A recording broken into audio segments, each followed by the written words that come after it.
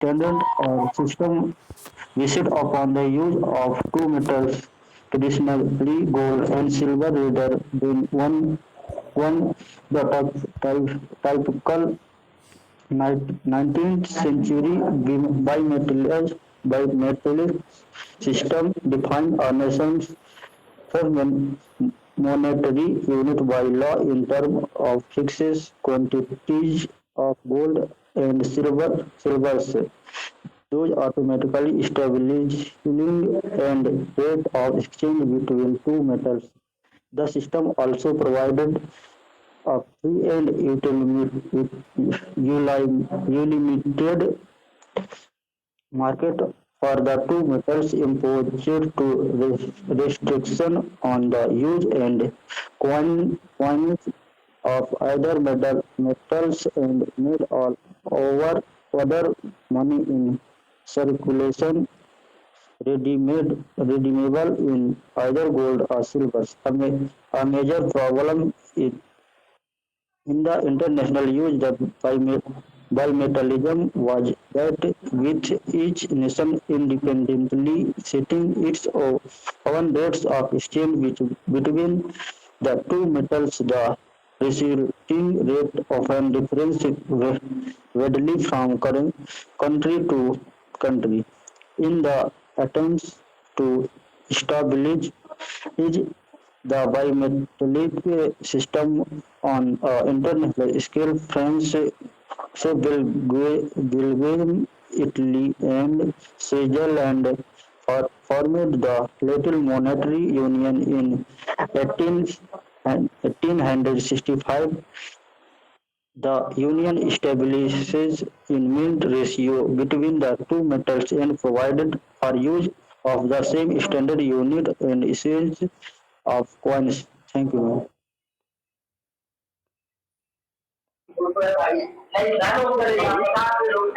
Yes, Ankit.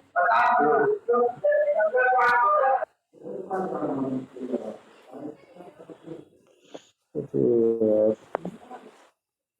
Oh, yeah. Okay, Vivek, start your presentation. Yes, ma'am.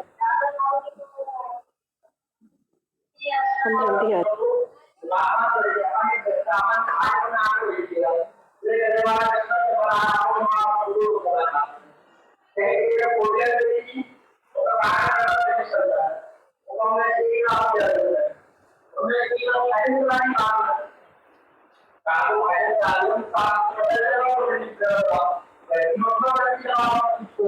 Hello. Yes, Vivek. Am I visible? Yes, your screen is visible. Good morning, all of you. And my presentation is safety. Introduction of SEBI, the Security and Exchange Board of India, SEBI, regulator of the financial markets in India that was established on 12th April 1988. It was initially established as a non-statutory body, that is, it had no control over anything, but later in 1992, it was declared an autonomous body with statutory powers. SEBI full form is Security and Exchange Board of India. SEBI is a statutory regulatory body established by the Government of India to regulate the securities market in India and protect the interests of investors in securities. It also regulates the functioning of the stock market, mutual funds, etc. Then why was SEBI formed? At the end of the 1970s and during the 1980s, capital markets were emerging as the new sensation among the individuals of India. Many many malpractices started taking place, such as unofficial self-styled merchants, bankers, unofficial private placements, bringing of prices, non-adherence of previous of companies, act violation of rules and regulation Vivek, of stock. Vivek, Yes, ma'am. why there is so much background noise? Ma'am, actually, I am in office, so that's why. Okay. Um, Okay, fine. yes. Continue.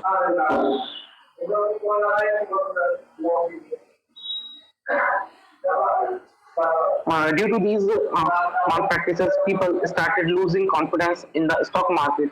The government left. The government felt a sudden need to set up an authority to regulate the working and reduce these malpractices. As a result, the government come up with the established of SEBI. Then role of SEBI. SEBI caters to the requirement of three practices that operate in the Indian capital market. It was founded to improve the financial market of India. Hence, to obtain its purpose, it takes care of the most virtual financial market practices. But participants. First one is the issuer of securities. Any firm that issue security should be listed on the stock exchange.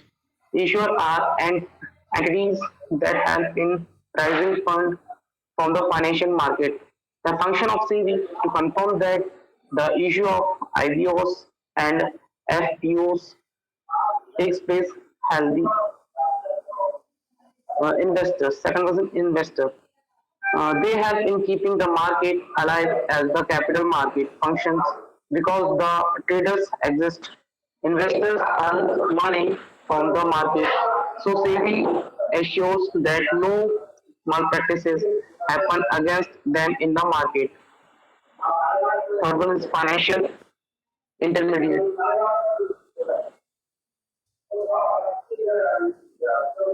They are the mediators in the financial markets and they take care that the stock market transaction happen seamlessly and securely. The role of SEBI is the monitor each activity of financial intermediators like NBFCs, broker and sub-brokers. Then power of SEBI. It checks price manipulation, it bans insider trading, it prohibits unfair and fraudulent trade practices, it promotes a fair code of conduct in the security market. It takes efforts to educate the investors regarding ways to evaluate in the investment option better. Then regulation function of SEBI. It has designed a code of conduct rules and regulations to regulate the brokers, underwriters, and other intermediaries. SEBI also governs a company takeover. It regulates the register of working of share transfer, agents, stockbroker, merchant bankers, trustees, and other who are linked with the stock exchange. It regulates the registers and mutual funds as well. It conducts audits and inquiries of stock exchange.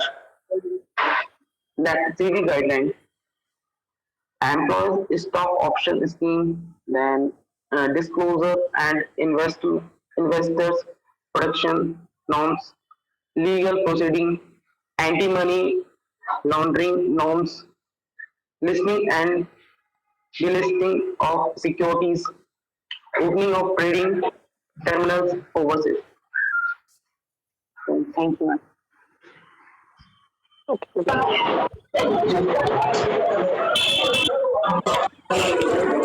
want to present? Ma'am मैं present कर रहा हूँ। Ritik. Okay, Ritik. Yes, ma'am. Have you prepared both the presentation? Ritik? Hello. Yeah, Ritik. Yes, Have ma'am. you prepared both the presentation? Ma'am मुझे आपकी आवाज़ अच्छे से नहीं आ रही। आपने दोनों सब्जेक्ट का प्रेजेंटेशन तैयार कर लिया है? एक ही का किया है बस। अच्छा, ठीक।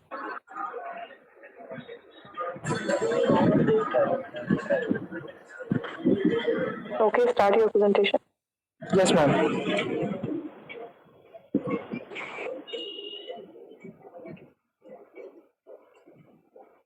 Ma'am, it is visible. Yeah, it's visible, beta. Good afternoon, everyone. My name is Ritik Prajapati, and my topic is foreign direct investment. Foreign direct investment.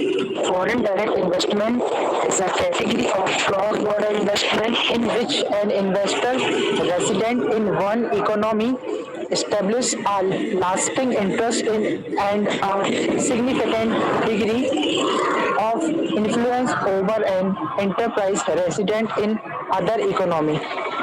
Foreign direct investment pros and cons. Pros diversifies investors' portfolio, promote stable long-term lending, provide financial to developing countries, provide technology to developing countries.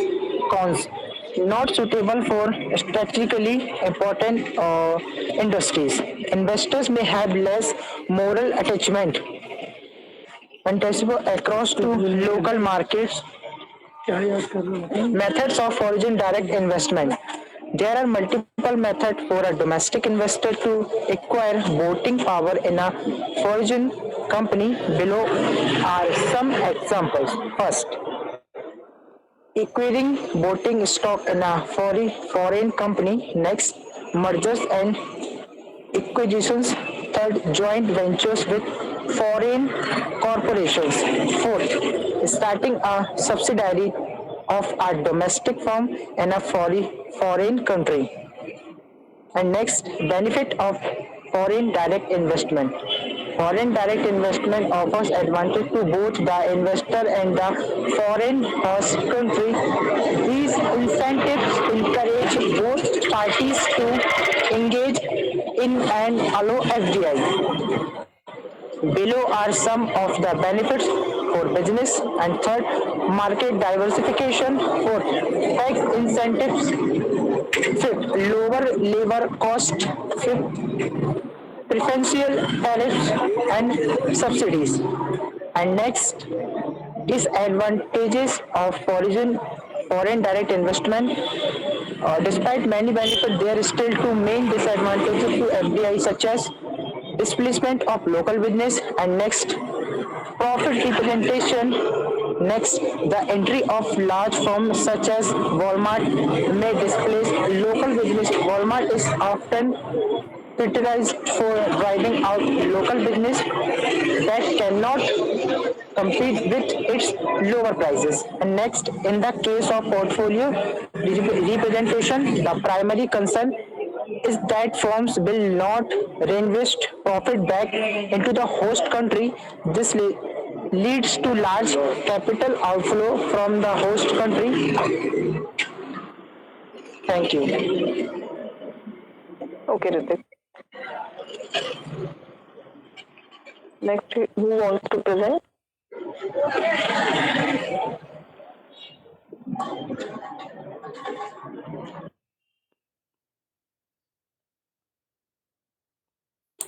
Yes, ma'am. May I? Ma'am, can I?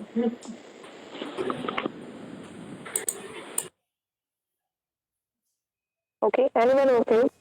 Start your presentation.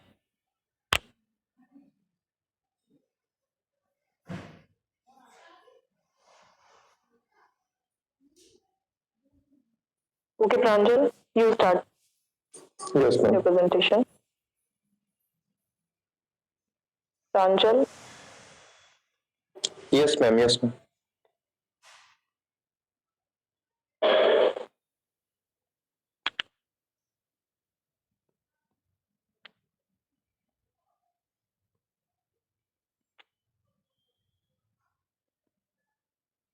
have you prepared both the subjects?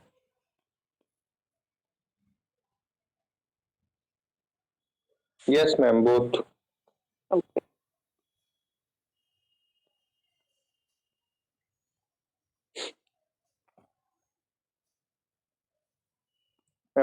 My topic is hedging, speculation, and arbitrage. Good afternoon, everyone. The risk involved in dealing the forward foreign exchange market can be covered by activities like hedging, speculation, and arbitrage. The activities allow the dealers not only the cover the risk involved but also earn profit by taking advantage of forward exchange market hedging covers the risk areas arising out of change in the exchange rate. It is especially essential of firms having large amount receivable of communities to pay in foreign currencies. The strategy of hedging involves increasing the currency that is likely to appreciate and decreasing the currency that is likely to dissipate. It, it also involves decreasing liabilities in the currency that is likely to appreciate and increasing liabilities in the currency that is likely to dissipate. Speculation speculation involves purchase and sales of foreign exchange in the forward market with the intention of market profit by taking advantage of change in foreign exchange rates. They speculate on the basis of their own calculation of their difference between the forward rate and spot rate that may prevail at the future date. Speculators try to minimize their loss by entering in spot and forward agreements. Simulator speculation may have establishing or displacing effect. Establishing speculation refer to purchase of foreign currency when the domestic price of foreign currency when the domestic price of foreign currency falls with the expectation of its increase in the future. Debasing speculation refers to sale of foreign currency when the exchange rate falls with the expectations that it would be fall further. This magnificent exchange rate and proves highly disruptive to the international flow of trade and investment. Arbitrage.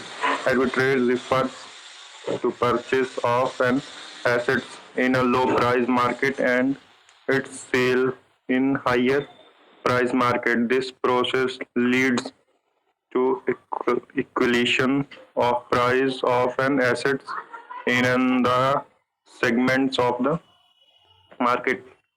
Arbitrage take advantage to the different exchange rate prevailing in various foreign exchange market due to different interest rate.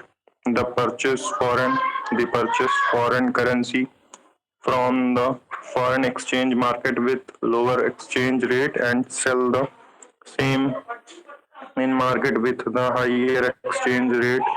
Arbitrage is also possible within the country when two banks offer two different bids and asking rate. When arbitrage involves only two currencies of the two countries, it is called two point arbitrage. It increases the supply dealer currency. Thank you, ma'am.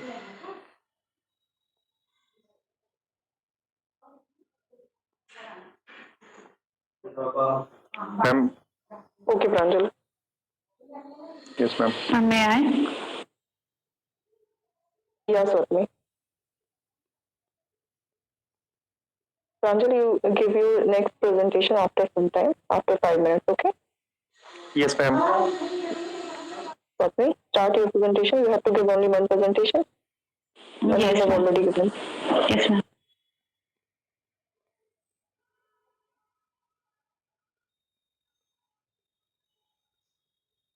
It is visible.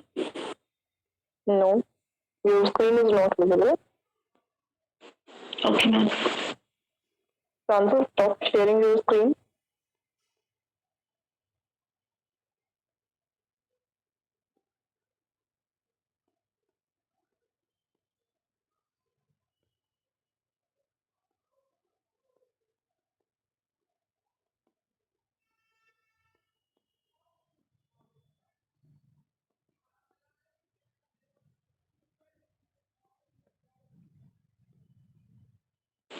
Pranjal is sharing the screen. Pranjal, stop sharing your screen.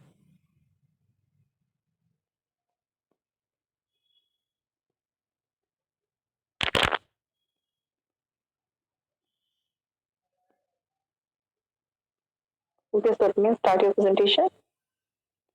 Yes, ma'am.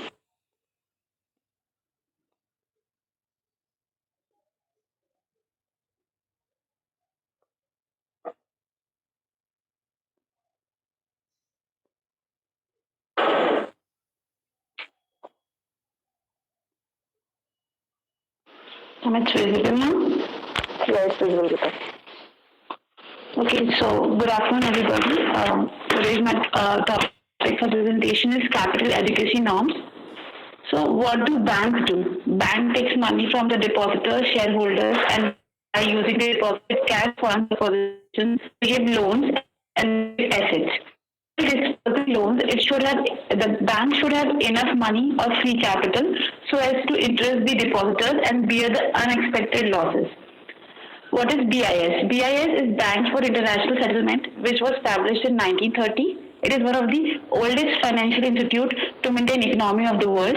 Central banks of the countries usually regulates the capital adequacy norm of the country and are allowed to participate in the Banks of International Settlement.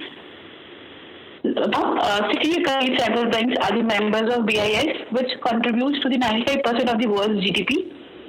What is BCBS? Basel Committee for Banking Provisions is the primary global standard setter of the prudential regulations of banks and provides a forum for regular cooperation of banking supervisory matters. Its 45 members comprise of central banks and bank supervisors and 28 jurisdictions. The main international effort to establish rules around the capital requirement has been the Basel Accords, published by the Basel Committee on Banking Supervision, housed at the Bank of International Settlements. This sets a framework on how banks and depositors institutions must calculate their capital. After obtaining the capital rations, the bank capital adequacy can be assessed and regulated.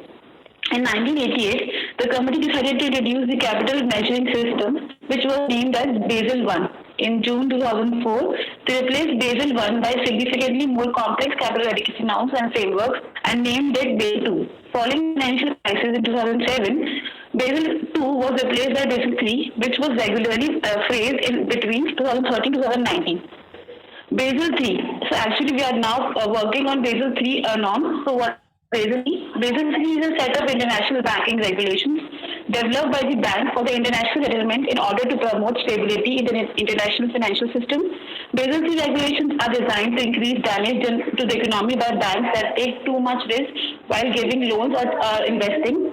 Basel III builds onto the previous accords. Basel I and Basel II is the part of the process to improve regulations in the banking industry.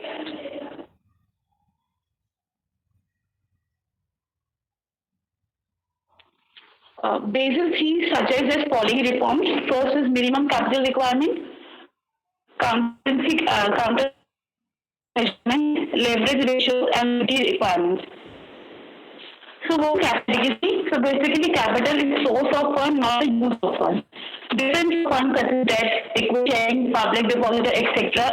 are together or are other form of capital. A requirement regular capital adequacy is the amount of capital a bank, financial institution or organization has to have as required by its financial regulator. Capital adequacy is usually expressed as a capital adequacy ratio for the equity as a percentage of risk-weighted assets.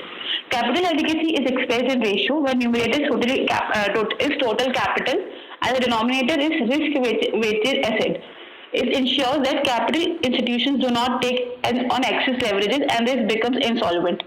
So capital adequacy ratio is basically total capital upon total, how it is calculated is total capital upon total weighted assets. Capital adequacy is the ratio of bank's capital to its risk. It is also known as capital to risk asset ratio. In other words, it is ratio of the bank's capital to its risk weighted asset and current liabilities. So let us understand. Let us understand there is a bank or a financial institution. Let us assume that PNB. So PNB has given loans to government, Reliance Industries, and Vijay Mallya. So the amount of loan given to all the individuals or all the persons are same. It has given 500 crore to government, 500 crore to Reliance, and 500 crore to Vijay Mallya. So here we will first calculate the risk. How much amount we can get back or what are the losses we can have while giving the loan. So in the case of government, the PNB has calculated that the risk percentage risk would be 10%. For example, if it is given that 500 crore loan is given, so the company can have a risk of 10% if they give to loan to government. For Reliance, they have calculated 50% risk, and for Vijay Mallya, as we have seen, 100% risk. So here is a calculation. So how, as per the Basel Accord 3, Basel has given that the CRA should be 8%, but India has opted for 9%, 1% more than what Basel Committee has given or said. So the free capital in which we can calculate is we have given the amount of risk we have calculated. For government it was 50 crore, for Reliance it was 250 crore, and for Vijay Mallya it was total almost 500 crore. So the total amount risk is 800 crore. So we can free capital which a bank should have in order to maintain all the to maintain the running of a bank is 800 into 9 upon 100.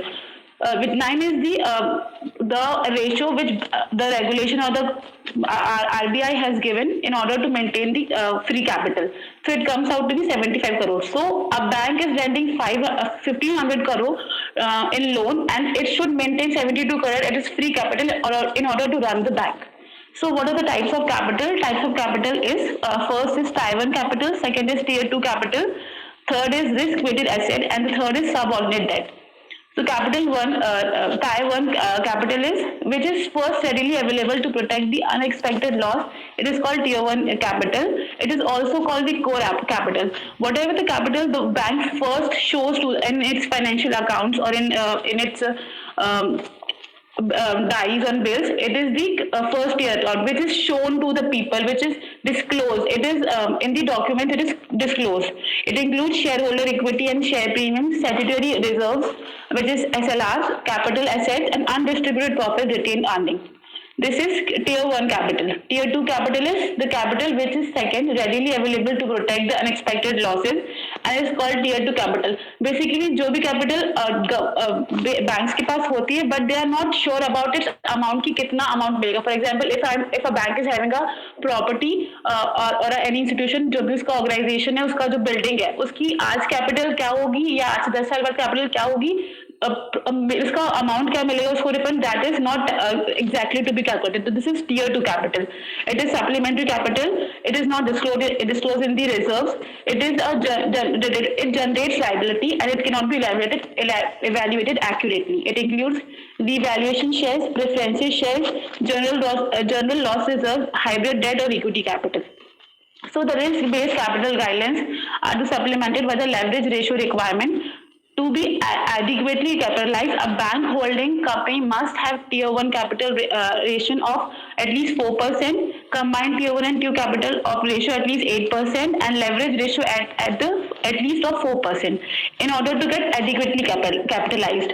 To be well capitalized, a bank holding company must have Tier 1 capital of 6%, combined Tier 1 and Tier 2 capital of 10%, and leverage ratio at 5% to be well capitalized. So the third is risk-weighted asset. Capital adequacy ratio is calculated on the assets of bank. The value of bank's assets are not taken according to the book value, but according to the risk factor involved. Suppose a CRAR is 10% and rupees 150 crore is to be maintained. The bank is expected to have minimum capital of 15 crore, which consists of tier 1 and tier 2 capital items, subject to condition that tier 2 have value does not exceed to 50% of the tier 1. That means the value of tier 1 capital bank should be more than 50%. The tier 2 capital should be less than 50% in order to balance the leverage ratio. So subordinate debt, these are the bond issued by the banks for raising the capital for tier 2 capital. These are as follows. They should be fully paid up instruments. They should be unsecured debt. They should be subordinated to claim the other creditors, and the bond should be redeemable at the option of the holders. Conclusion: the capital adequacy ratio is basically tier 1 capital plus tier 2 capital divided by the risk-weighted asset, whatever the risk the bank is taking in when it is giving the loan upon the same. The enforcement of the regulated of this ratio is intended to protect depositors and promote stability and efficiency of a financial system around the world and the country. Thank you. Okay, good. Next, who want to present?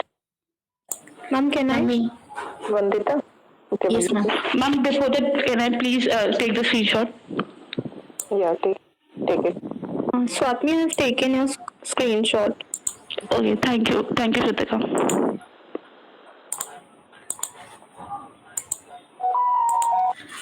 Ma'am, is my screen visible? It's visible. Okay. Good morning, everybody. Good afternoon, everybody. My topic for today is Fisher effect and international Fisher effect. Moving ahead with the introduction of Fisher effect, the Fisher effect refers to the relationship between nominal interest rates, real interest rates, and inflation expectations. The relationship was first described by American economist Irving Fisher in 1930. The Fisher effect is an important relationship in macroeconomics. It describes a causal relationship between the nominal interest and the inflation. It states that when the nominal rates increases, there is a decrease in the inflation. The key assumption is that the real interest rates remains constant or changes by a small amount only. So before proceeding, let's know the meaning of these particular terms. That is, nominal interest rate refers to the interest before taking inflation into account. Nominal can refer to the advertised or stated interest rate on a loan without taking into account any fees or computation of interest. The formula for nominal rate is real interest rate plus inflation rate. Now, talking about the real interest rate, a real interest rate is an interest that has been adjusted to remove the effects of inflation to reflect the real cost of funds to the borrower and real yield to the lender of an investor. Now, real interest rate is equal to nominal rate minus inflation. Now, talking about inflation is a rate at which the value of our currency is falling, and consequently, the general level of prices of goods, the services is rising. The formula for calculating inflation is B minus A upon A into 100, where A is the starting number and B is the ending number. Now, to calculate any Fisher effect, there is a formula that we have to calculate. That is 1 plus I is equal to 1 plus R into 1 plus pi, where I is equal to nominal interest rate, R is equal to real interest rate, and pi is equal to expected inflation rate. Now, the importance of Fisher effect. The central bank in an economy is often tasked with keeping inflation in a tight range. The practice is to prevent the economy from overheating and inflation spiraling upwards in times of expansion. It is also important to have a small amount of inflation to prevent a deflation spiral, which pushes an economy into a depression in times of recession. The main tool available to most central banks is the ability to set the nominal interest rate. They achieve this through many mechanisms like open market operations, changing reserve ratios, etc. This is an illustration like how monetary policy acts through Fisher effect. If the nominal interest rate decreases, the inflation increases, and thus the output also increases. Now, when the nominal rate increases, inflation decreases, and thus output also decreases. Now, evidence of the Fisher effect. As discussed above, the Fisher effect is important in economic policy making as it applies to monetary policy. As a result, there are many empirical studies conducted by economists who try to determine if the Fisher effect exists and to measure it. To explain this, there is an example. The banking industry is a perfect example for this concept. For example, if an investor saving account has a nominal interest rate of 10% and a projected inflation of 8%, then the money in his account is actually growing at 2% per year. This means that from the standpoint of his buying power, the rate of growth of his account is determined by the real interest rate. The higher the actual interest rate, the more time taken by deposit to grow and vice versa. Now, the second topic is international Fisher effect. The international Fisher effect, also known as IFE, is an economic theory stating that the expected disparity between the exchange rate of two currencies is approximately equal to the difference between the country's nominal interest rates. The international Fisher effect states that the differences in nominal rate between countries can be used to predict changes in exchange rates. According to IFE, countries with higher nominal rate experience higher rates of inflation, which will result in currency depreciation against other currencies. In practice, evidence for the IFE is mixed, and in recent years, direct estimation of currency exchange movements from expected inflation is more common. Now, understanding the international Fisher effect, it is based on the analysis of interest rates associated with present and future risk-free investment, such as treasuries, and is used to help predict currency movements.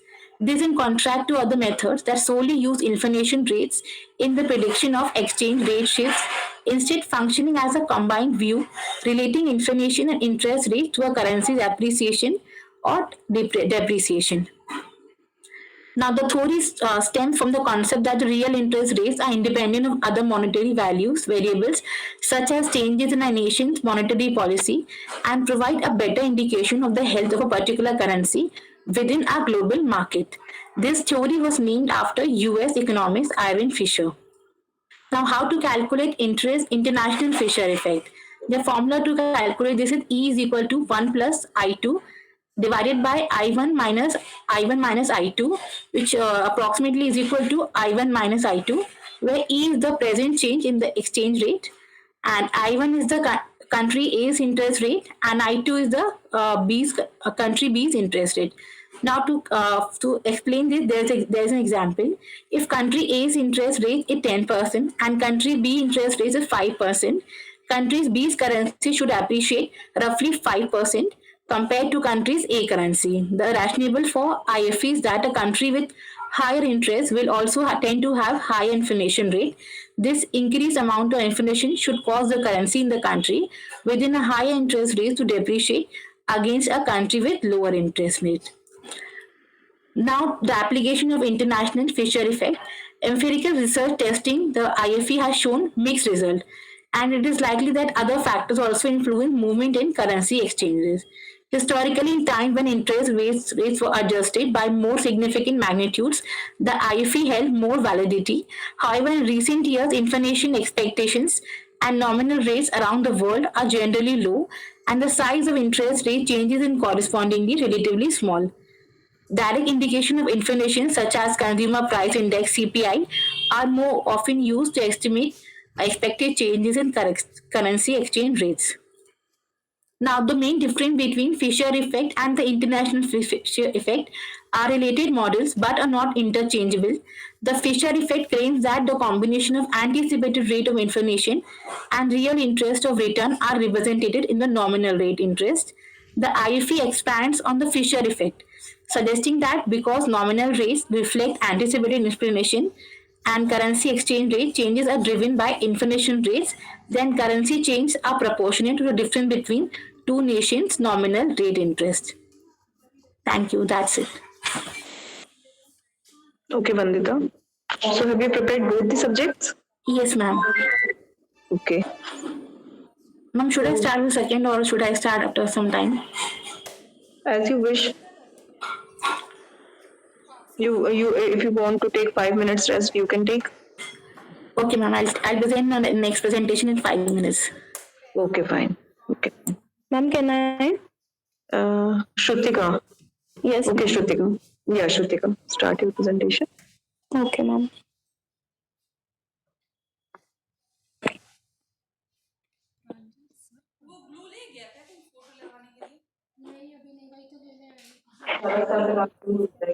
Okay.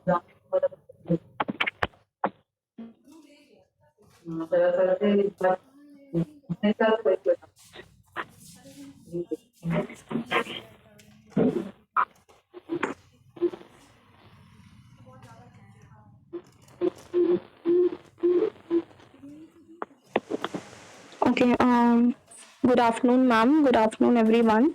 My topic for presentation is direct and indirect quotations. So, direct and indirect quotations are the two ways of exchange rate quotations, where exchange rate means the price at which one currency will be exchanged against another currency. So, what is the meaning of direct quotation? Direct quotation is when one unit of foreign currency is expressed in terms of domestic currency. Here we can see an example that 1 USD is equals to approximately 75 Indian rupees. So, in direct quotation, the foreign currency is the base currency, that is the USD, where means the first term is USD, that is the base currency, and the domestic currency or local currency represents the counter currency. So, here INR is the counter currency. Then it quotes a fixed unit of foreign currency against a variable amount of domestic currency. A lower exchange rate in a direct quote implies that the domestic currency is appreciating in value. Then formula of direct quotation. So direct quotation is equals to amount of domestic currency upon amount of foreign currency. Then what is indirect quotation? So it's opposite of direct quotation. That means the indirect quotation is when one unit of domestic currency is expressed in terms of foreign currency. And in indirect quotation, the domestic currency is the base currency and foreign currency is represented as the counter currency. So here one INR is the base currency and the other one, which is USD, is the counter currency here. So it quotes a variable amount of foreign currency and a fixed amount of domestic currency. A lower exchange rate in indirect quotation indicates that the domestic currency is depreciating in value as it is worth a smaller amount of foreign currency. Then the formula of indirect quotation is direct quotation is equals to 1 upon indirect quotation. That means indirect quotation is the reverse or reciprocal of direct quotation. Okay, thank you. Ma'am, can I start my second presentation also? Yes, Vandita. Oh, sorry, Shrutika. Shrutika. Yeah. Okay, ma'am.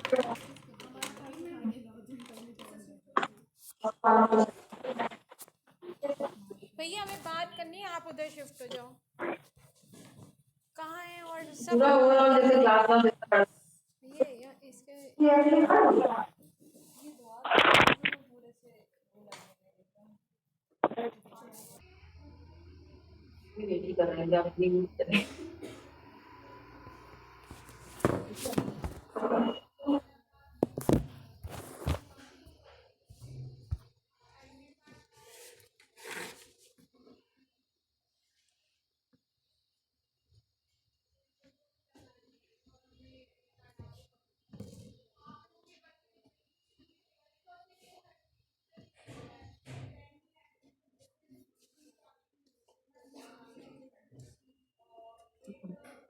I think Akansha has left. Anyone else want to give presentation? They can give. Hello ma'am. Yeah, Diksha. Ma'am मैं start करूँ? हाँ, start your presentation. Diksha, start your presentation.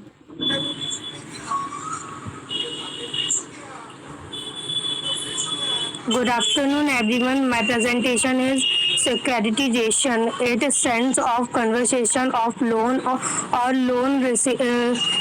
recoveries into marketable paper on security SPV by pooling assets and reduce risk of with additional credit enhancement arrangement and can produce highly credit instrument to market soliciting and effectively efficiently all the risk. It is a selling and right to cash flow from loan, etc. Definition: securitization is a process by which a company copies its different financial assets debit to from a consolidated financial instrument which is issued in investors. Securitization process: selection of assets by securitization, packaging of pool of loan and advance, underwriting by underwriters, selling to assets to SPV in return for cash, conversion of assets into securities. SPV sales team in inventors to private stock market in return for cash. Example of securitization in India. First securitization deal in India between Citibank and GIC. Mutual funds in 1991 rupees 160 million L&T released 4090 min truth the securitization of future less returns and release capital of its power plant in 1999 securitization of aircraft and receiver by Jet Airways 60,000 MN 2001 truth offshore SPV. Indian largest securitization deal by ICI Bank of 19,299 MN 2007. The under assets pool was auto loan receivable. Mutual fund in 1991 for 160 million L&Ts released 4090 min truth the securitization of future. Concept of securitization: securitization is process by which an identified pool of receivable which usually on their one transformed into marketable securities to suitable packaging of cash flow that they generate. Securitization and its nature: securitization in process by which a range of cash receivable of similar assets are grouped together and offered in investors in form of security in return for a capital payment for investor. 13 in order to understand the nature of securitization of works example would be beneficial. Thank you, ma'am. Okay, Diksha, have you prepared other subject also? Yes, ma'am. Okay.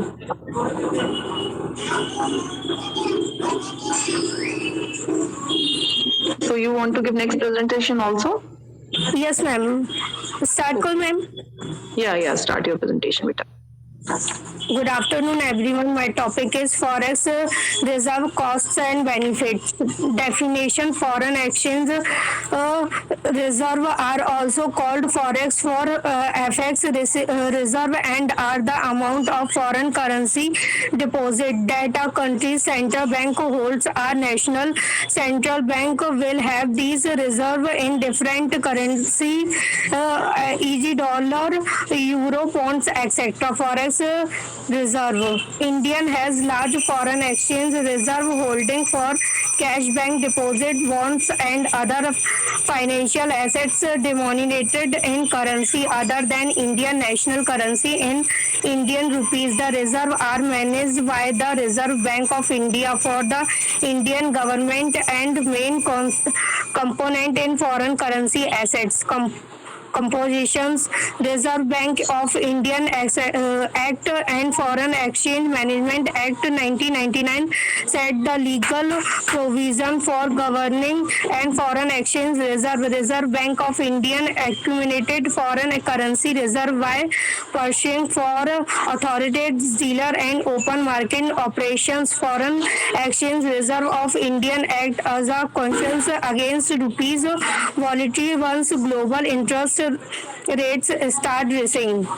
in 1960, Forex Reserve covered just 8.6 weeks of imports. In 1918, Indian had foreign exchange reserve of over US 7 billion, more standard double the level US 2.55 billion for what China had at that time. In 1919, Forex Reserve convert just 4.8 week of imports. Forex Reserve cost normally interest in not paid the foreign cash reserve nor a gold holding, but central bank usually earn interest on government security. The central bank may, however, profit from a depreciation of foreign currency and increase or loss its appreciation. The central bank also incurs opportunity cost from holding and receive assets and from their storage, security costs, etc. Forex reserve benefits for anything to quality as money. It most process their important characteristics that store a value medium for exchange and general acceptability. Since a 100 rupees note a value equivalent rupees 100 and generally acceptable in medium of exchange, it is money in India. Similarly, of bank square fulfills all their characteristics. It is also considered as money, however, earn may of accept to Indian rupees as a mode of payment for Indian oil imports, and therefore rupees does qualify as a international currency. Since hard currency like as dollar or gold, especially drawing rights SDR of national minority funds server or the process of money and international market, they are acceptable in international transaction. In order to pay us its important bill, almost every country maintains a reserve of foreign exchange. Thank you, ma'am. Okay, Diksha, have you taken the screenshot of presentation? किसी ने लिया क्या screenshot? Hello ma'am, मैं attendance से ले लूँ क्या, किसी ने नहीं लिया हो तो? ये प्रेजेंटेशन का स्क्रीनशॉट लेना था ना बेटा।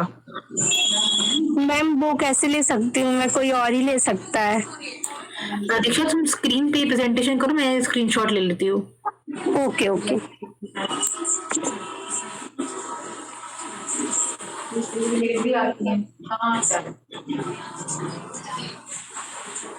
वंदिता ले लिया? हाँ दीक्षा ले लिया। Thank you Vandita. Okay, I am giving 5 minutes break. ठीक है? So we will be continuing presentation after 5 minutes. Okay? All of you take 5-minute break. Okay? Yes, ma'am.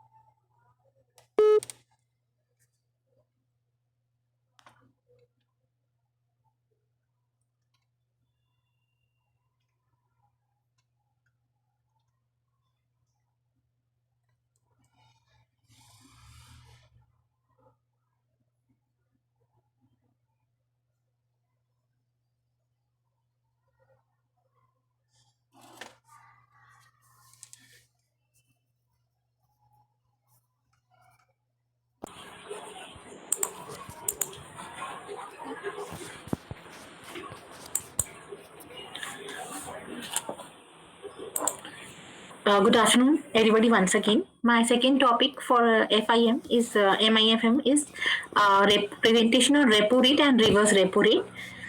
So this is a illustration like when the RBI gives loans to bank, that is called repo rate, and when banks give loans to RBI, that is called reverse repo rate. Now we will discuss everything in detail. The definition of repo rate. Repo rate is a rate at which central bank of a country lends money to commercial banks in the event of any shortfall of funds Repo rate is used by monetary authorities to control inflation. Now, to describe this, in the event of inflation, central banks increase repo rate as this acts as a disincentive for banks to borrow from the central bank. This ultimately reduces the money supply in the economy and thus helps in arresting inflation. The central bank takes a contrary position in the event of fall in inflationary pressures. Repo and reverse repo rates form a part of liquidity adjustment facility. Now, the impact of repo rate in economy.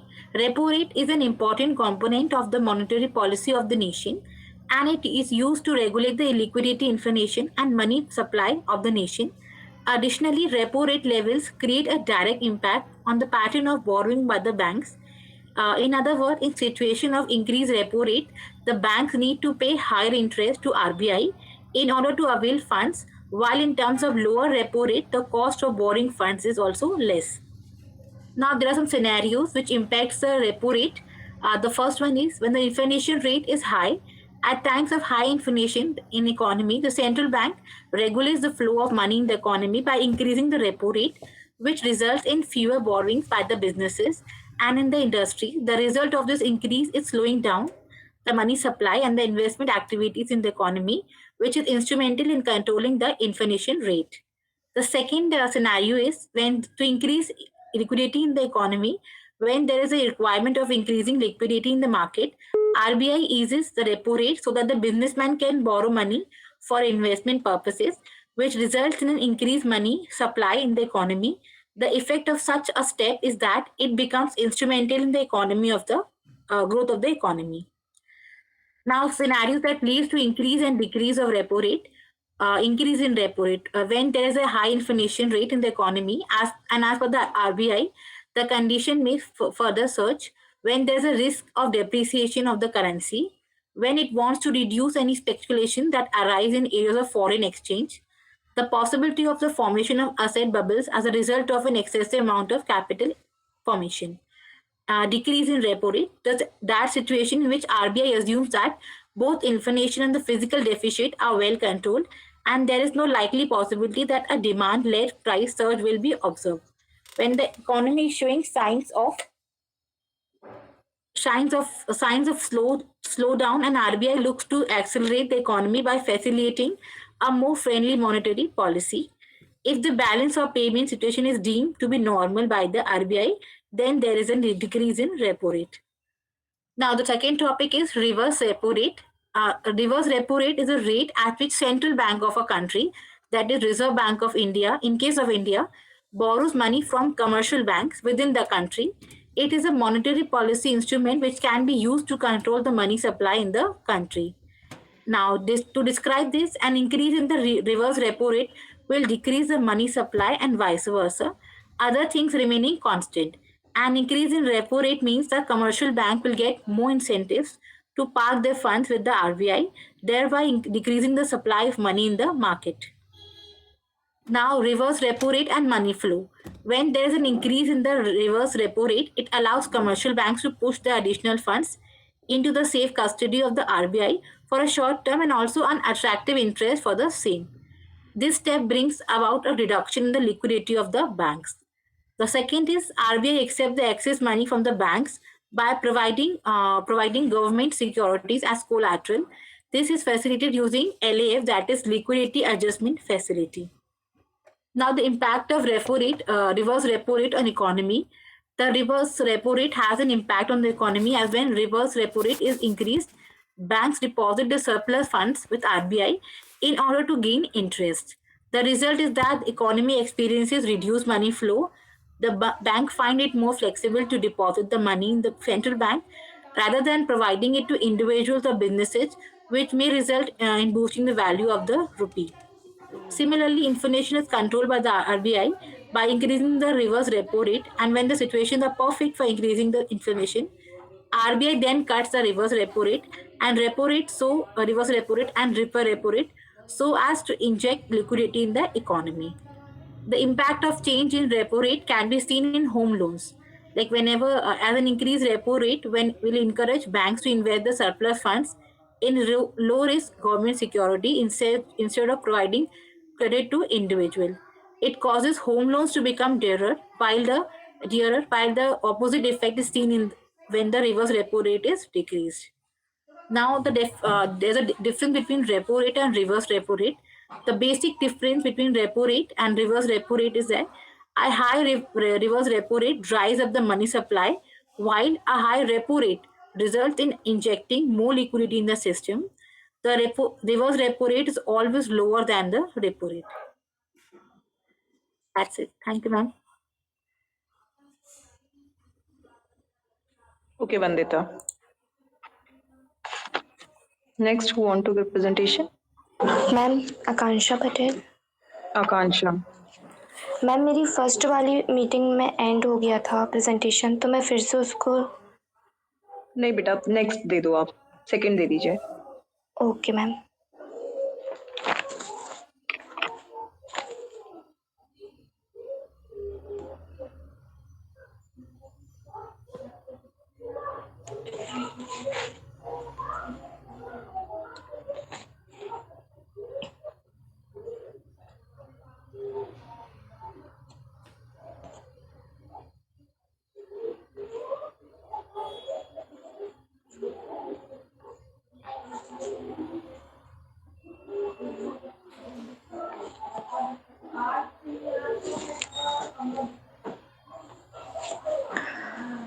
Good afternoon, ma'am. My presentation topic: evolution of international monetary system. Let's see the meaning of international monetary system. International monetary system are a set of internationally agreed rules, conversation, and supporting institution that financial international trade, cross-border investment, and generally to reallocation of capital between nation states. That's meaning it is a institutional framework with facilitate international payment movement of capital and exchange rate determination in simple. International monetary system refers to the system and rules that governments and use and exchange of money around the world and between country. That is the meaning of international monetary system. The international monetary system has been through several distinct stages of evolution. First, bimetallism. Second, classical gold standard. Third, interval period. Fourth, Bretton Woods system. And fifth, flexible exchange rate system. First, bimetallism system. Gold and silver coins used as international means of payment. Bimetallism before 1875 period 1870, many countries had bimetallism, that is a double standard in that three coins was maintained for both gold and silver. The international monetary system before the 1817 can be characterized as bimetallism in the sense that both gold and silver were used as international means of payment and that the exchange rate among currency were determined by either their gold and silver contents. Second, gold standard. Classical gold standard 1875 to 1914. From in ancient time, gold was used as a medium of exchange and store of value. Third, interval period 1950 to 1944. World War first ended the gold standard in 1914. US repelled Great Britain and domestic financial power fluid by the Great Depression. Fourth, Bretton Woods system 1945 to 1972. Monetary and financial conference held in Britain. Woods new for July 1st to July 22, 1944. Major outcomes. Then fifth topic is flexible exchange rate system. Since 1973, the Bretton Woods system collapsed in 15th August 1971.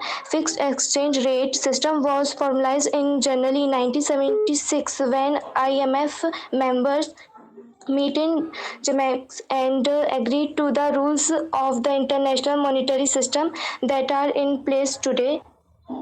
Thank you. Okay, Akansha.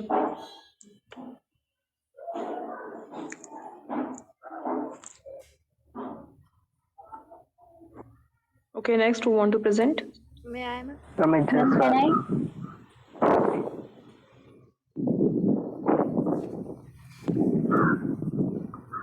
Okay, Amit.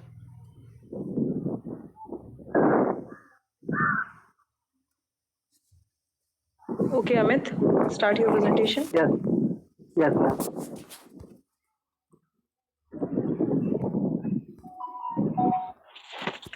Good afternoon, ma'am, and everyone.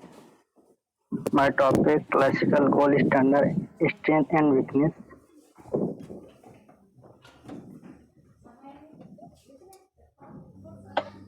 Definition: the gold standard was a system under which nearly all countries fixed the value of their countries in terms of a specified amount of gold like their currency to that of a country to so. Domestic currencies were fairly convertible into gold the fixed price and there was no restriction on the instant export of gold.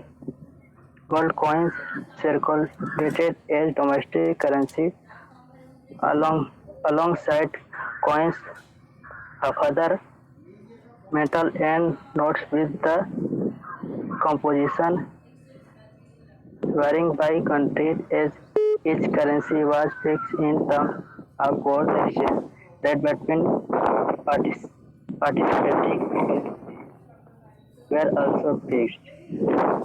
Strength and weakness. The strength of the classical gold standard outweighed its weakness.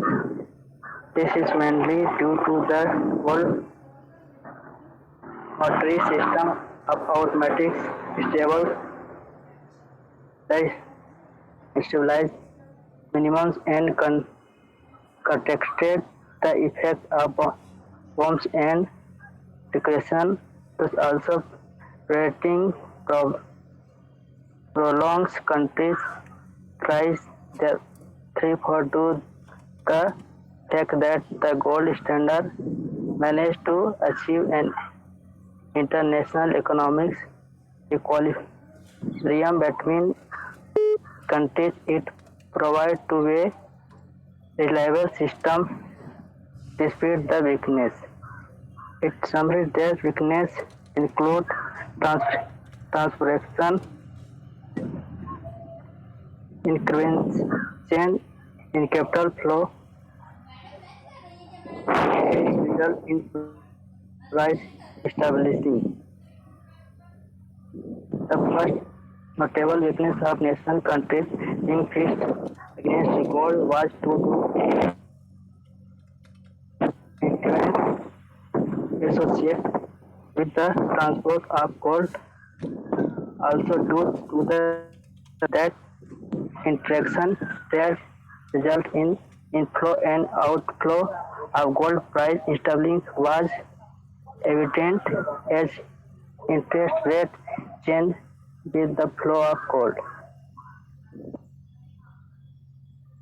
Supply and high demand of gold also signified low credit correction by bank as the kept a saved amount of gold reserve bank on the circulating national currency and the rate of international trade.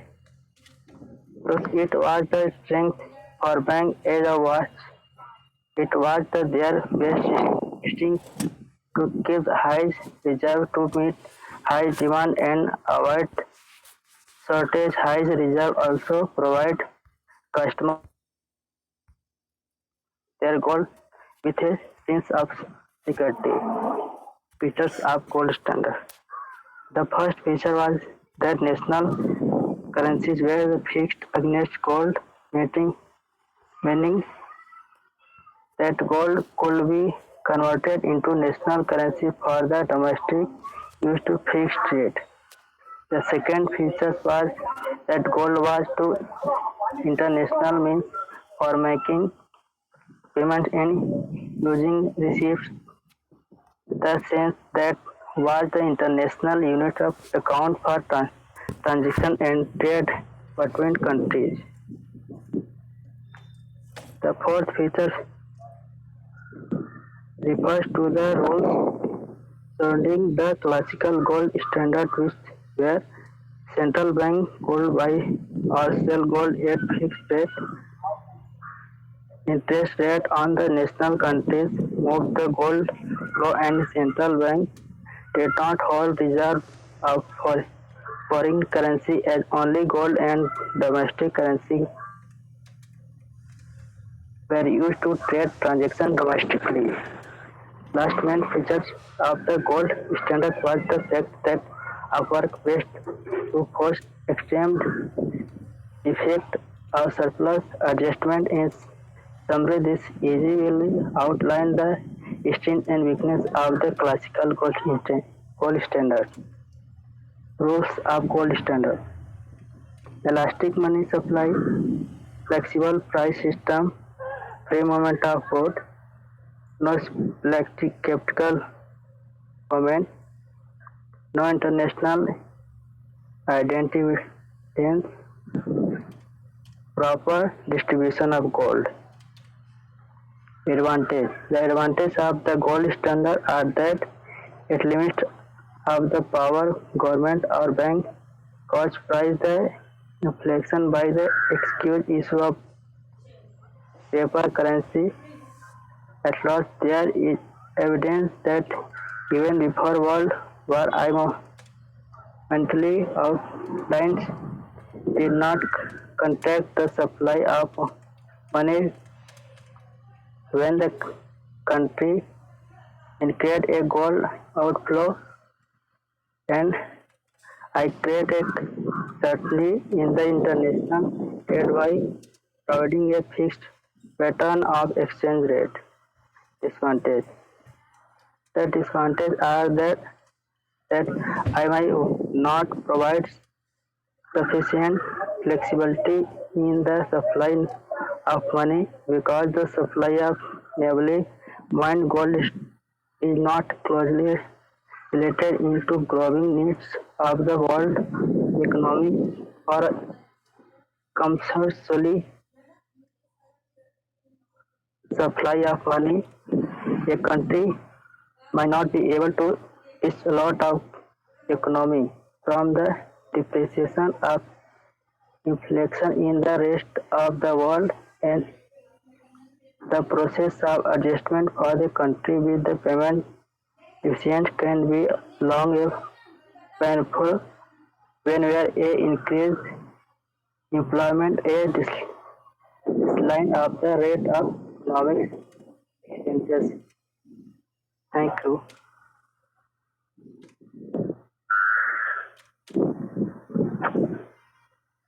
Amit, आपने next week prepare कर लिया है, next presentation? Yes, ma'am. Yes, ma'am. Okay, अभी continuation में दोगे आप? Yes, ma'am. Okay.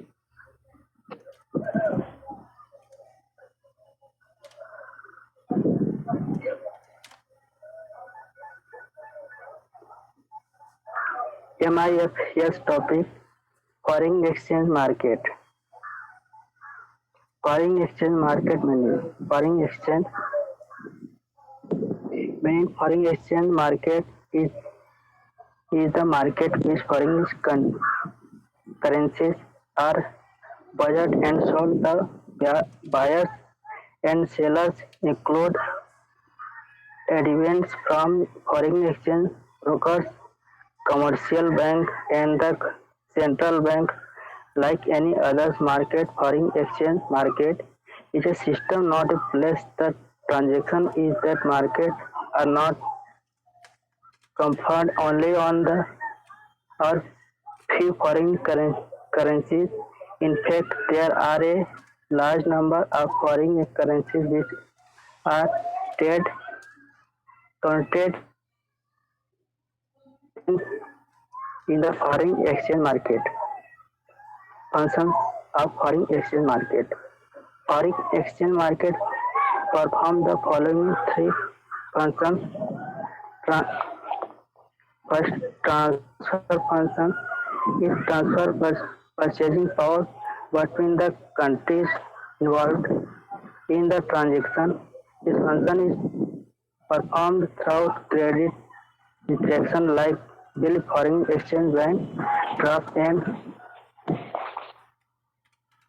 telephone transfer. Second one, credit function. Provide credit for foreign trade. Bills of exchange, which monthly period on the 3 months, are generally used in international payment. Credit required for this period on order in enable the important trade position of gold, sell them in obtain money to pay off all bills. Third, hedging function. When export and importers enter into agreement to sell and buy goods and some features set the current pricing exchange rate. It is called hedging. The purpose in hedging to avoid losses that might be caused due to exchange rate variation in the futures. Kind of foreign exchange market. Foreign exchange market are classified on the basis of whether foreign exchange market transaction are spot forward. Accordingly, there are two kinds of foreign spot market, forward market. Spot market. Spot market is referred to the market in which two receipts and payment are made immediately, generally in time to business day in permanently to set on transaction. Spot market is to daily nature and deals to only spot transaction. A foreign exchange, the rate in exchange which reverses the spot market in terms is spot will misleading in the fact spot transaction should mean transaction out of the spot. However, in 2 days margin into allowed at the take 2 days for payment made without check to be cleared. Forward market. Forward market refers to the market in which sale and purchase of foreign currency is settled on the special future date and the rate agreed upon. Today, the exchange rate quoted forward transaction is now as the forward exchange rate. Generally, most of the international transactions are on the date completed. A later date forward exchange rate becomes useful. Both the parties involved the transaction forward countries is made on the two regions to minimize the risk of loss due to advance the change in the exchange rate to make profit. FEMA is foreign exchange market Act 1999, or in short FEMA has been introduced as a replacement for ILR in Foreign Exchange Regulation Act. FEMA came into act on the first day on June 2000. The main objective behind the Foreign Exchange Management Act 1999 into consolidate and amend the law related to foreign exchange with the objective of facilitating external trade and payment and for promoting the orderly development and maintenance foreign exchange market into India. Features. Main features: activities such as payment made to any person outside India receives from them along with the deals of foreign exchange and foreign security. If FEMA that given the central government the power impose restriction are imposed on the resident India who carry out transactions foreign exchange, foreign security or who want to hold immovable properly abroad. Generally, specific permission in a MA restriction the transaction involving foreign exchange or foreign security and payment from outside countries to India. The transactions should be made only through to outside person deal in foreign exchange under the country's account by the outriggen person can by restrict the central government based on the public interest generally. At last, sharing on drawing for exchange in Okay, the Amit. thought. Okay, Amit, have you taken the screenshot of presentation? Thank you, ma'am. No, ma'am. Ma'am, can I present next? Yeah, Prankshi.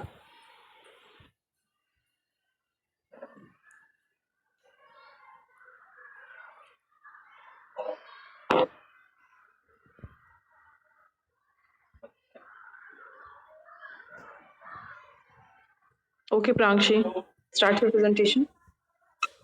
Yes, ma'am.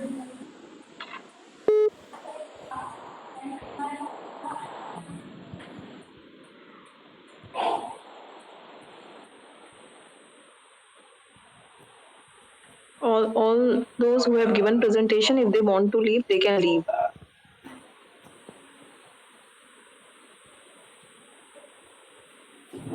All those students who have given their presentation, if they want to leave, they can leave. Ma'am, screen is visible. Yeah, it's visible, beta. Okay, good afternoon, ma'am and all. Today's my topic is plastic money.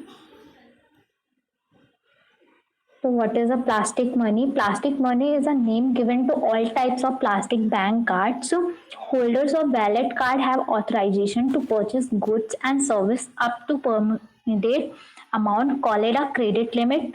Plastic money is a payment money made out of plastic, a new and easier way to paying for goods and service introduced in a 1950 and is now an essential of ready money. It includes credit card, debit card, ATM, smart cards, etc. Why use plastic money? Easy to carry, easy to operate, safe to carry, more security, durable, multiple functions. Types of plastic money: credit card, cash card or ATM card, debit card, in short card, prepaid card, cash card. Credit card. This card will permit the card holder to withdraw cash from an ATM, and a credit card will allow the users to purchase goods and service directly. But unlike a cash card, the money is basically a high interest charge by paying the balance of in full each month. A credit card is a small plastic card issued to user as a system of payment. It allows its holder to buy goods and service based on the holder's promise to pay for goods and service. The issue of the card create a revolving amount and grant a line of credit to a consumer. From this, the users can borrow money for payment to a merchant of as a cash advance to the user. Cash card or ATM card, also known as a bank card, client card, key card or cash card. Payment card provided by financial institution to its customer, which enable the customer to use unauthorized talent machine like ATM for transactions such as a deposit, cash withdrawal, obtaining account information and other types of banking transaction, often through interbank network, will not allow the holder to purchase anything directly with it. In some countries, The two functions of ATM card and debit cards are combined into a single card called a debit card, or also commonly called a bank card. These are able to perform banking tasks as a ATM and also make point of sale transaction. Both function using a PIN. Debit card, also known as a bank card or check card, is plastic payment card that provide the cash holder electronic access to his or her bank account at a financial institution. Can be used instead of cash when making purchase. In some case, the primary account number is assigned. It's usually for use of internet and there is no physical card. Type of debit card system: online debit card system, offline debit card system, electronic post card system. What is a online debit card system? Online debit card system, electronic authorization of every transaction and the debit and reflected in the user amount immediately. Offline debit card system, this type of debit card may be subject to daily limit and or maximum limit equal to the current and checking account balance from which it draw funds. Transaction conducted with offline debit cards require 2-3 days to be reflected on user account balance. Electronic POS card system, smart card based electronic POS in which value is stored on the card chip, not in a externally account, so that machine accepting the card need to network connectivity. Advantage: substitute for checks convention, faster mode of transaction, withdrawal, cash, making payment to third party. Multiple function can be used to make payment at shop, hotel, etc. Where a point of sale terminal is available, can be used to withdraw money from any ATM. Security expected internationally. Disadvantage: not expected accepted everywhere. Laws protected the consumer for fraud much less than with a credit card. Loss of card, no cash, no option, registered spending, hidden fees, record keeping in mandatory, internet scams. Precautions: change the pin immediately the card is received from bank. Don't write down your pin number anywhere, memorize it. Preferably use on ATM which is within a bank premise for managed 24 hours by security guard. While using the online settlement, use the virtual keyboard. Register yourself for SMS alert whenever your account is accessed. Change your PIN number as often as convenient. If the card is lost, immediately inform the banker. In short card are credit card which can only be used to buy good in one particular shop or chain of shop, a number of shop owned by the same company. The store card is a provided by particular shop that you can use to buy goods at that shop and you will pay for the good at later date. Prepaid cash card. It does name suggests the user will add to credit the card themselves that will not exceed the amount. These are usually reusable in that they can be topped up. However, some cards usually marketed as a gift card are reusable, and once the credit card has been spent by they are disposed of. They provide some special benefit of discount to holder of the card. That's all from my side. Thank you, ma'am.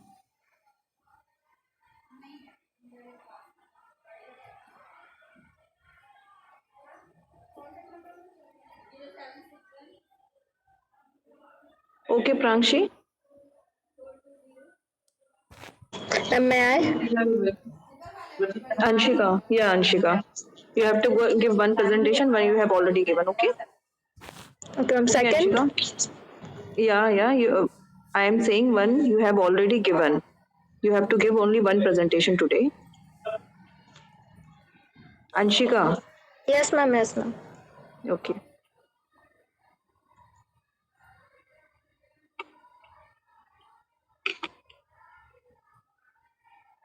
Ma'am, it is visible. Yeah, it's visible, beta. So my topic is financial service important. Financial service is one of the components of the financial system. Let's look at the meaning at its imperfection.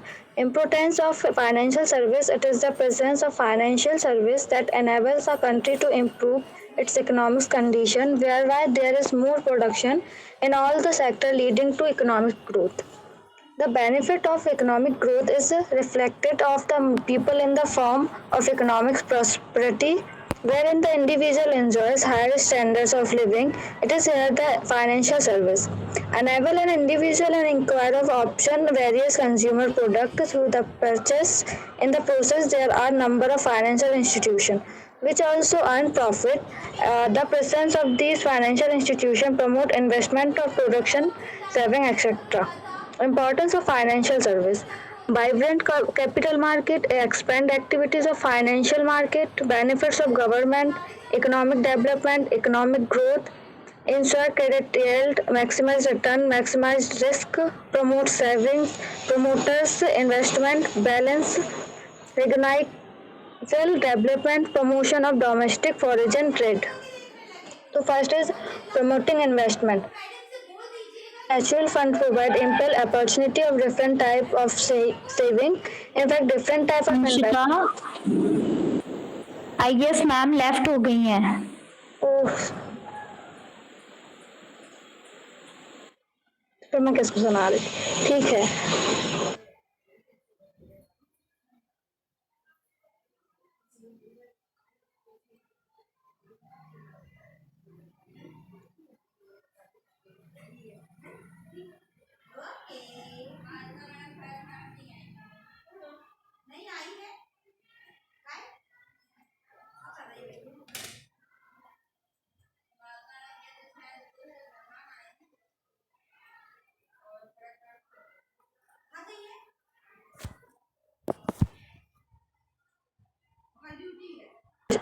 Essential as well as agent people so that can be assured of a responsible return or investment without much risk.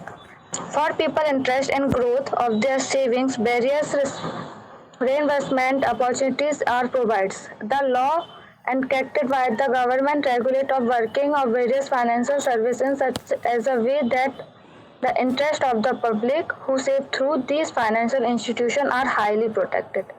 Second, promoting savings. Financial services such as a mutual fund provide ample opportunities for different type of saving, in fact different type of investment. Options are made available for the convenience of persons as well as agent people so that they can be assured for a responsible return on investment without much risk. Then minimize the risk. The risk of both financial service as well as producers are minimized by the presence of insurance companies.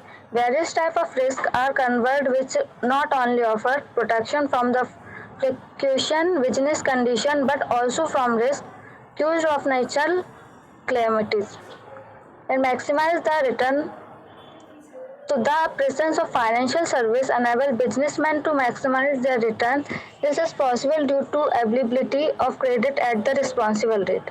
Producers can avail various types of credit facilities for acquiring assets in certain cases. In they can even go for leasing of certain assets or very high value. Then ensure greater yield. As seen already, there is suitable difference between return and yield.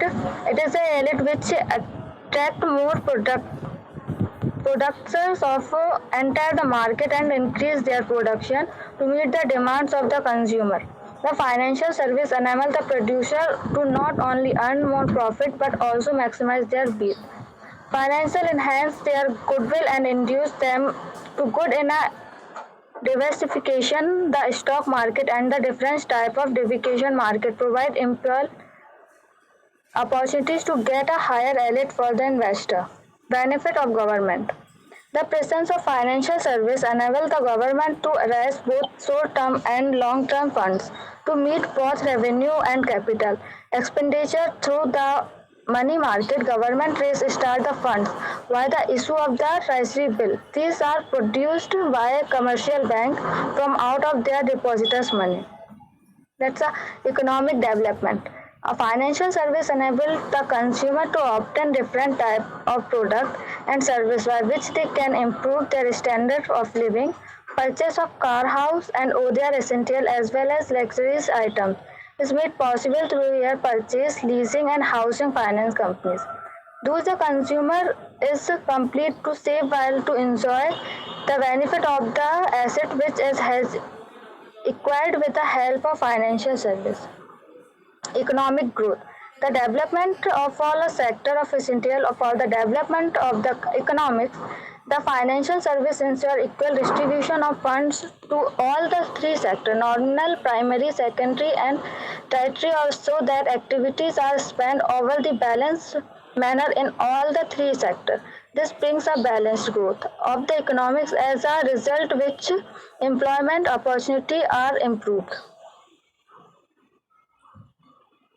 Now for their service sector. Thank you, ma'am. Okay, Anshika. Next, who want to present?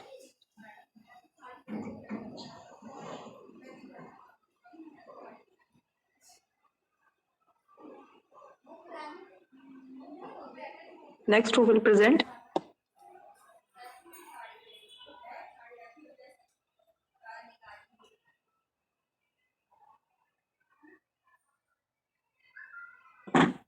Yes, ma'am. Okay, Pranjal.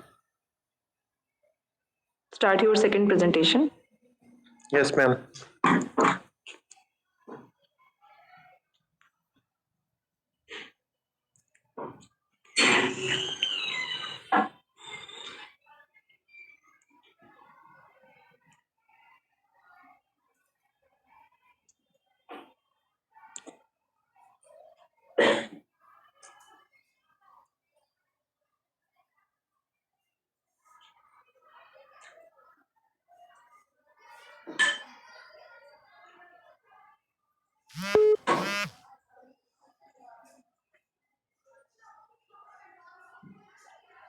My second topic is rediscounting of bills. Rediscounting of commercial bills is an activity involving bills where a financial institution rediscount and mature discounted commercial bills with another financial institution by rediscounting. It is a way of financing among financial institutions. Process of rediscounting of bills. Persons with commercial bills. Bank. Person goes to bank for discounting of bills. RBI or bank. Bank rediscounting with another bank or RBI. What is the difference between discounting and rediscounting? A bill rediscounting bill scheme. In 1968, the Dehesiya Committee, Commercial Bank, Industry and Trade developed the practice of issuing bills which have discounting facilities. The study group chaired by Sri M. Narasimhan emphasized in 1970 that progressive use of this bill as an instrument of credit advantageous not only for imposing financial discipline on borrowers but also on lenders. On November 1970, new bills rediscounting scheme introduced was expected to impart flexibility to the money market, even out liquidity within the banking system and enable the Reserve Bank of exercise more effective control over the money market. Objective of BRS scheme: creation of an instrument which encourages more disciplined use of bank credit, provides liquidity in banking system in genuine for sale and purchase transactions. Bill eligible for rediscounting under the BRS scheme. All scheduled commercial banks are eligible to rediscount the eligible bill with the RBI or their institution.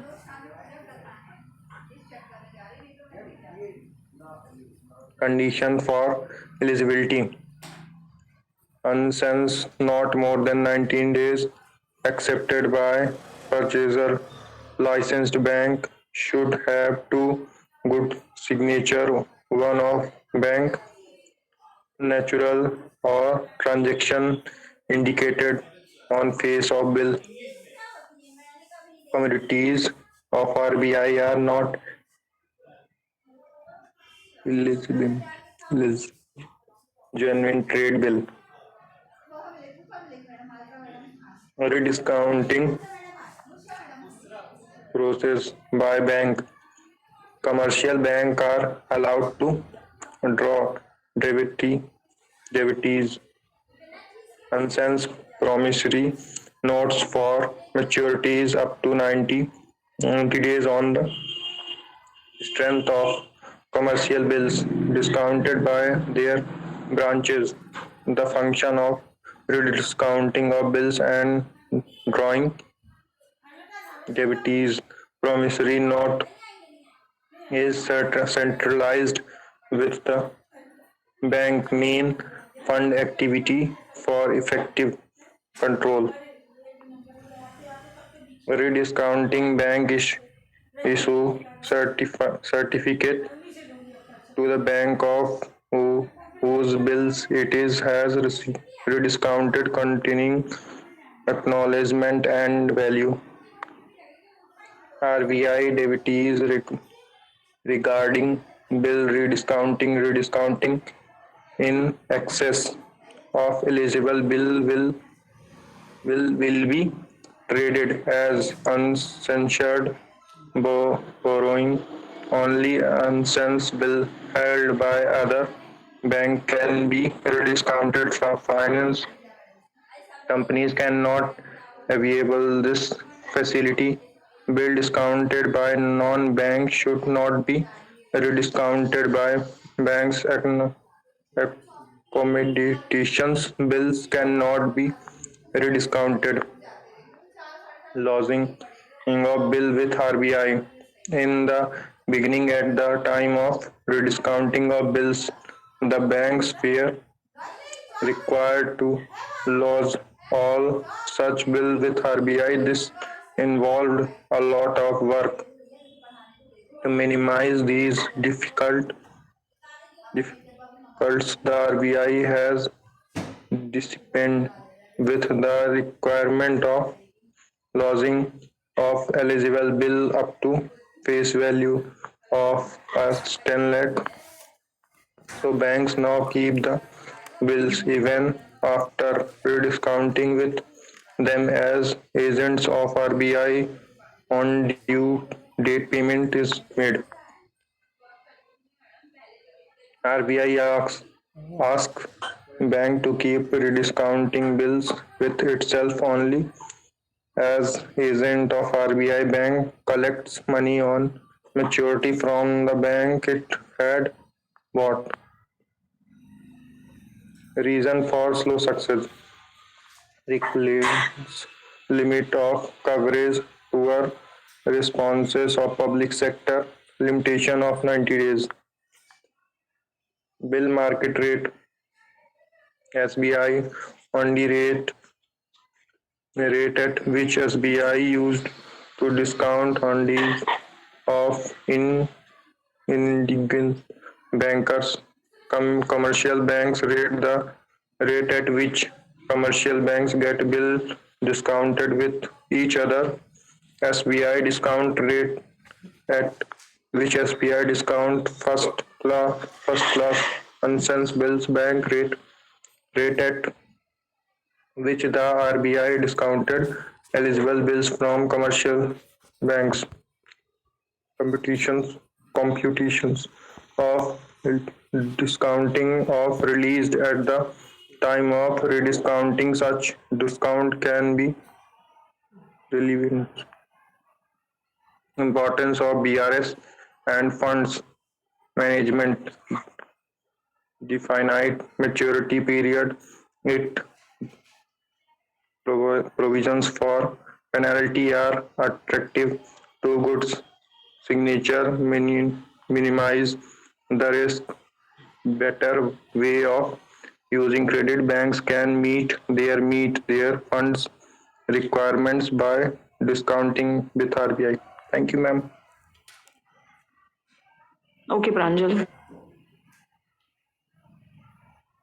Yes, ma'am. I think all of you have given presentation. Prangshi, you want to give your second presentation? Prangshi?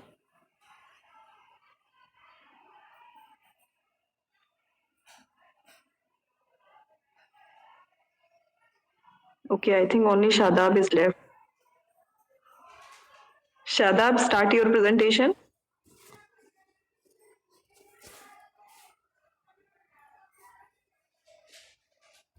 Shadab? No, ma'am, actually, I'm not the finance student. I came to gain just for the knowledge only.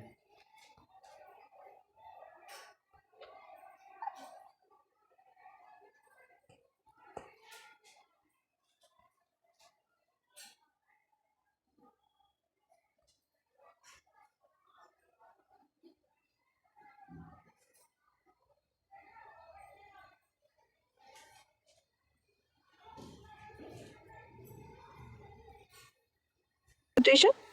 Your second presentation?